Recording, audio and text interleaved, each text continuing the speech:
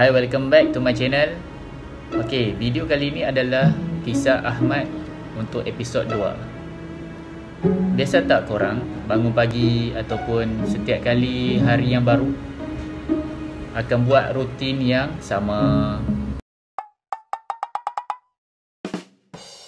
Rutin yang sentiasa buat hari-hari benda yang sama. Bangun pagi, mandi, sembahyang subuh, lepas tu sediakan sarapan. Kalau yang tak puasa pada hari ni akan buatlah benda yang sama.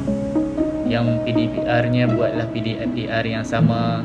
Biasa tak lalu benda yang sama, buat benda yang sama setiap hari, setiap bulan, setiap minggu, setiap tahun? Pernah tak terdetik dalam hati, dalam minda rasa bosan buat benda yang sama? Jadi dalam kitaran dunia ni yang Allah dah tentukan ni, sama macam yang kita lalui sekarang. Allah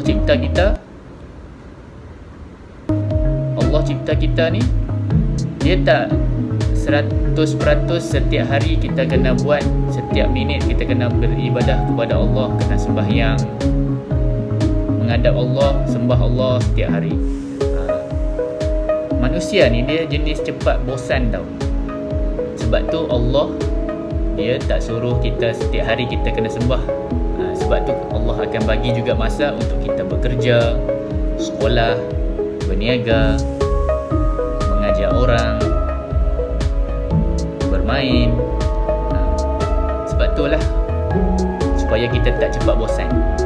Jadi kita bila kita setiap hari tu kita buat benda yang sama, kita akan jadi bosan tau. Jadi bila esok hari cuba buat benda kelainan sikit. Kalau macam PDPR, hari-hari buka on laptop, on handphone, menghadap laptop, cakap benda yang sama, buat benda yang sama. Jadi budak pun dia akan bosan. Kalau kita pula kerja, buat benda yang sama hari-hari duduk depan komputer sebagai admin, ataupun kita hari-hari kita berniaga, kita buat benda yang sama. Bila masuk bulan ke depan, kita akan jadi bosan ataupun kita akan jadi give up. Dia jadi macam benda yang sama juga buat. Jadi dia cepat down. So kita kena ubah. Kita contoh hari ni kita dah buat macam rutin hari ni, kita bangun pagi, mandi, sembahyang subuh, lepas tu kita jogging, lepas tu dah jogging balik masak, dah balik masak tu kemas pula baju apa semua, bersih rumah tu kalau untuk yang orang duduk di rumah.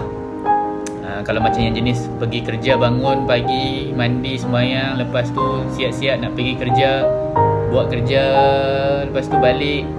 Cuba esok tu buat kelainan sikit.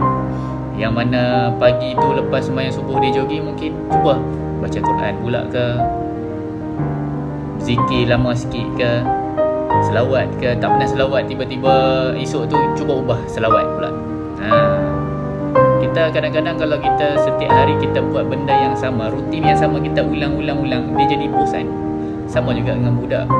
Bila budak ni dia buat benda yang sama hari-hari, dia akan cepat bosan. Sebab budak ni pattern dia jenis suka main. Kalau dalam hari tu dia tak boleh main, jadi cepat bosan.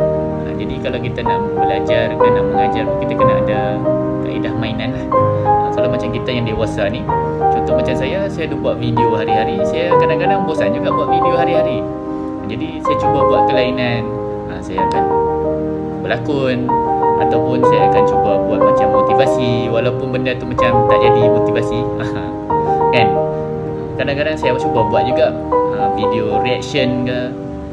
Kadang-kadang macam tu lah, kita ubah supaya kita tak bosan. Sebab tu ada orang yang selalu masuk saya punya channel, dia ni buat konten apa, sekejap macam ni, sekejap berlakon, sekejap reaction, sekejap buat video tak jadi menjadi, jadi buat-buat jadi, padahal tak jadi pun. So korang yang mana satu? Korang pun macam mana? Adakah korang yang cepat bosan? Okay, cuba ubah rutin harian korang. Okay, see you the next video. Assalamualaikum warahmatullahi. Thank you for watching. Have a nice day. Bye.